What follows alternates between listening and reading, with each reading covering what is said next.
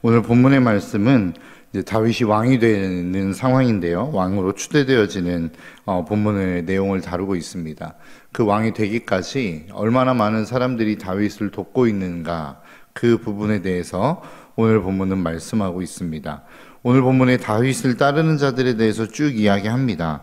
그러면서 시글락에서 다윗을 따랐던 사람들, 베냐민 자손을 이야기하기도 하고, 광야에서 다윗을 따랐던 갓지파에 대해서 이야기하기도 합니다. 여러분, 이 두 가지의 자손, 베냐민 자손과 갓 자손은 어찌 보면 다윗이 굉장히 힘들었을 때에, 어려움을 겪고 있을 때에 그를 도왔던 자손들입니다. 그러니까 사울을 피해서 시글락에 도망가 블레셋으로 도망간 거죠. 망명을 도망가서 그 블레셋에서 시글락에 머무를 때에 있었던 그 사람들, 그리고 그 다윗을 도왔던 사람들을 이야기하고 있는 것입니다. 그러니까 그런 식으로 놓고 보면 다윗의 가장 암흑과 같은 시기, 그가 가장 힘들었을 시기, 광야도 마찬가지 아니겠습니까? 다윗이 광야로 나아갔던 이유는 한 가지였습니다. 사울이 그를 죽이려고 했을 때에 그 죽음을 피해 도망갔던 자리가 바로 광야였습니다. 그러니까 다윗이 가장 힘들었을 때에 다윗을 도왔던 사람들이 있었다라는 겁니다. 근데 그 사람들이 누구냐면 이스라엘 자손들이었다라는 거예요.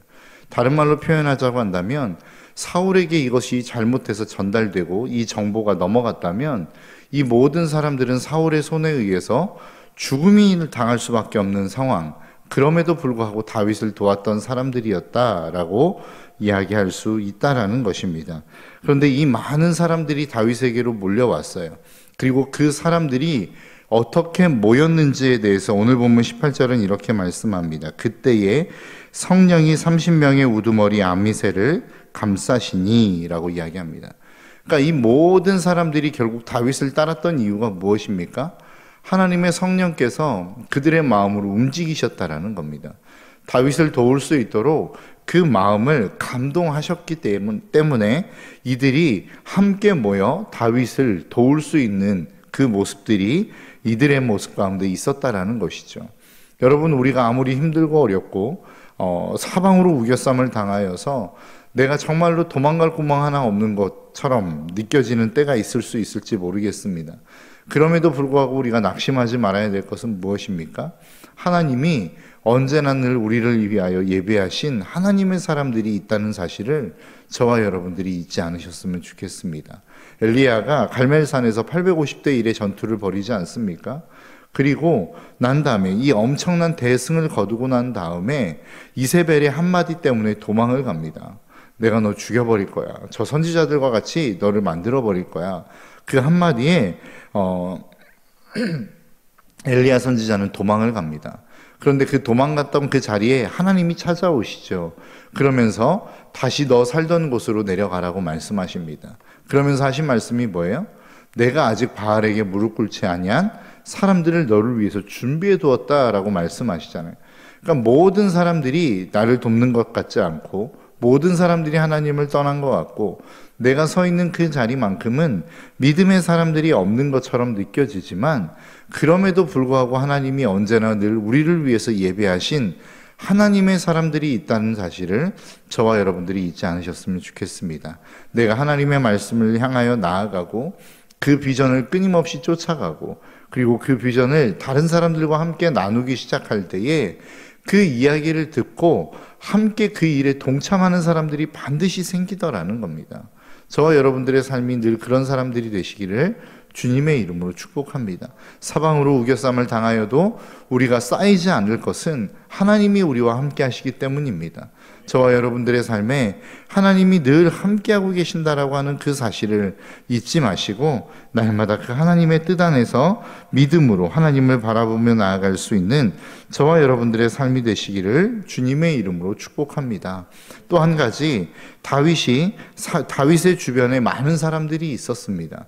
그 많은 사람들 가운데는 참 여러 종류의 사람들이 있었어요. 이미 지역에서도 온 사람들도 되게 많았고, 12지파에서 12지파에서 넘게 모이는 사람들이 참으로 많았다라는 것입니다. 그리고 또 한 가지, 그 다윗과 함께한 사람 중에 특이한 점은 무엇이냐면 레위 제사장들, 레위 지파 사람들과 함께 아론의 자손들이 함께 했었다라는 것입니다. 여러분 한번 생각해 보시겠습니까? 사울이라고 하는 사람이 중요하게 여겼던 것은 무엇이었습니까? 군사였습니다. 그러니까 사울은 언제나 늘 힘센 사람들에게 관심이 있었고 힘센 사람들을 보면 함께 할 수 있도록 사람들을 모았다라는 것이죠. 그게 전부였습니다. 그리고 사울을 따랐던 사람들 가운데 그 사울이 살았던 그 삶 가운데 사무엘이라고 하는 걸출한 선지자가 있었음에도 불구하고 사울은 그 사무엘이라고 하는 선지자를 그렇게 대우하지 않았습니다. 그래서 그 사울의 인생 속에 함께했던 사무엘의 이야기가 많이 나오지 않습니다. 그런데 오늘 본문의 말씀을 보니까 많은 용사들이 있었어요. 다윗과 함께한 능력 있는 사람들이 있었다라는 겁니다. 그런데 오늘 본문 26절과 27절은 이렇게 이야기합니다. 레위 자손 중에서 4,600명이요 아론의 집 우두머리 여호야다와 그와 함께 있는 자가 3,700명이요. 레위 자손은 성전의 일을 도맡아 하는 사람들이었습니다. 아론의 자손들은 제사장 직분을 갖는 그 제사장의 혈통을 바로 우리는 아론의 자손이라고 이야기합니다. 이 자손들이 다윗과 함께 했다라는 것입니다. 그는 힘센 사람들만 모았던 것도 아니고 인간적인 면에 있어서 용사만 모았던 것도 아니라 늘 그렇게 하나님을 예배할 수 있는 그 모든 조건들을 갖출 수 있는 제사장의 자손들과 그 성전을 맡은 자손들이 늘 다윗과 함께 했다라고 하는 사실을 저와 여러분들이 잊지 않으셨으면 좋겠습니다. 여러분, 교회라고 하는 공동체는 같은 색깔, 같은 모양, 같은 지역의 출신들, 같은 학벌을 가진 사람들이 모여서 만드는 공동체가 아닙니다. 수많은 사람들이 모이죠. 너무나도 많은 다양한 지역에서 사람들이 모입니다. 그뿐 아니라 너무나도 다양한 학벌을 가진 사람들이 모이고 너무나도 다양한 색깔의 사람들이 모여 있는 곳이 교회라는 것입니다. 우리와 다른 색깔이기 때문에 우리 공동체와 함께 할 수 없어. 그것은 교회 공동체 안에서는 있을 수 없는 일이란 말입니다. 너는 나와 학벌이 다르기 때문에 우리는 함께 할 수 없어. 우리 공동체 안에 끼워줄 수 없어. 이거는 있을 수 없는 일이란 말이죠. 너와 나는 지역이 다르기 때문에 함께 할 수 없어. 교회 공동체 안에서는 이것이 크게 중요한 것이 아니라는 것입니다.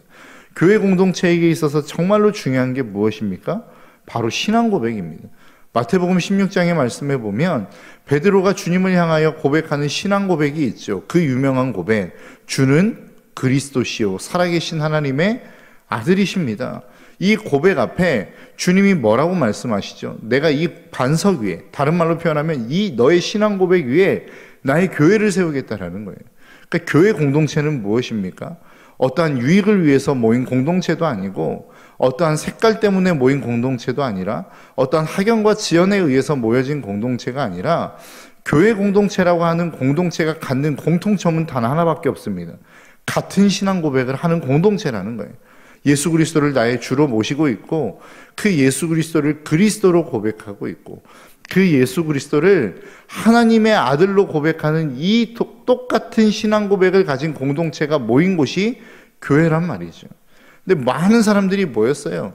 이 신앙 고백은 싹 빠지고 같은 색깔, 같은 지역의 색깔, 같은 어떠한 방향 요 정도만 모여 있다고 한다면 그 공동체를 우리는 교회라고 이야기할 수 없다라는 것입니다.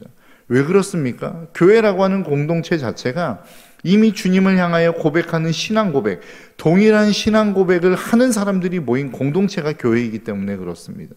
여러분 안에 이 신앙 고백이 있으십니까? 이 신앙 고백만 있다고 한다면 어떤 색깔이라 할지라도 어떠한 학벌이라 할지라도 어떤 지역이라 할지라도 어떠한 다른 모습이라 할지라도 그 공동체 안에서 함께 어우러낼 수 있는 것이 교회라는 것입니다. 왜 그렇습니까? 신앙 고백이 되었다라고 하는 것은 예수를 주로 섬기는 사람들이기 때문에 그렇습니다. 그러니까 다른 사람의 이야기가 아닌 예수 그리스도의 말씀에 의해서 움직이는 공동체가 되었다라는 것을 의미하기 때문에 그래요. 주님이 우리에게 말씀하실 때에 모든 사람들이 그 말씀 앞에 순종할 자세가 되어 있는 사람들이 모인 공동체가 교회이기 때문에 그렇습니다.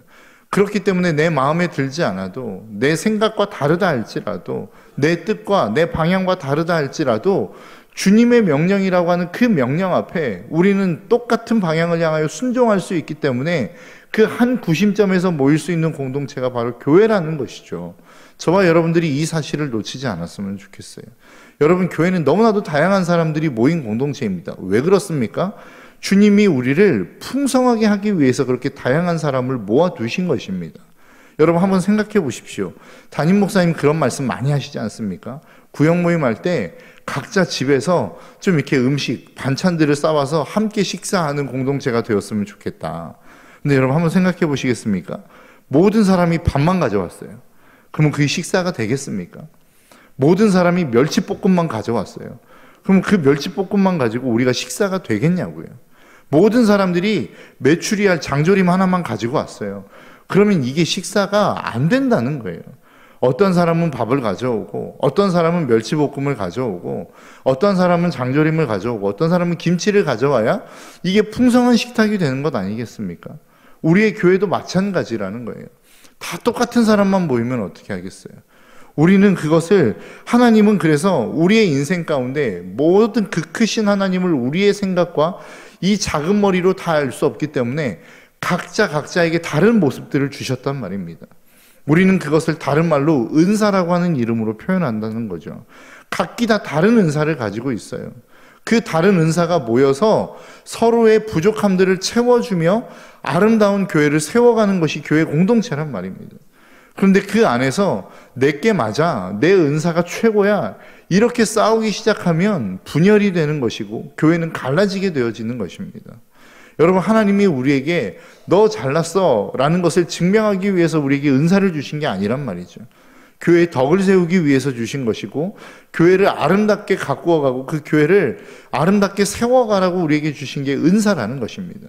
그래서 그 은사는 교회 모든 공동체 안에 녹아내려져야 비로소 아름다운 것이 될 수 있다는 거예요.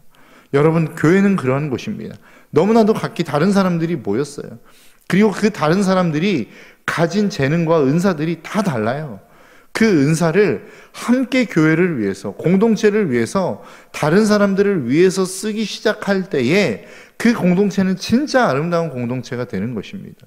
오늘 보면 마지막 절에 이야기하지 않습니까? 40절의 말씀에 또 그들의 근처에 있는 자로부터 이사갈과 스불론과 납달리까지도 나귀와 낙타와 노새와 소에다 음식을 많이 실어왔으니 곧 밀가루 과자와 무화과 나무 과자와 건포도와 포도주와 기름이요 소와 양도 많이 가져왔으니 이는 이스라엘 가운데 기쁨이 있음이었더라. 여러분, 너무 다른 사람들이 모였어요. 다른 지역에 있는 사람들이 모였어요. 하는 일도 다 다른 사람들이에요. 그런데 그들이 모여서 기쁨으로 이 잔치를 벌이더라는 것이죠. 저는 교회가 이러한 곳이 되어야 된다고 생각합니다. 다른 사람들이 모였어요. 다른 지역에서 모였어요. 색깔도 다 달라요. 생각도 달라요. 그럼에도 불구하고 하나님을 향한 하나의 마음, 주는 그리스도시요 살아계신 하나님의 아들이십니다라고 하는 이 동일한 신앙 고백에 의해서 모여진 공동체, 그래서 이 공동체가 함께 하나님의 뜻을 이루기 위해서 한마음 한뜻으로 모여 날마다 잔치를 벌이는 것이 우리의 예배요, 우리의 신앙생활이라는 사실을 저와 여러분들이 잊지 않으셨으면 좋겠습니다.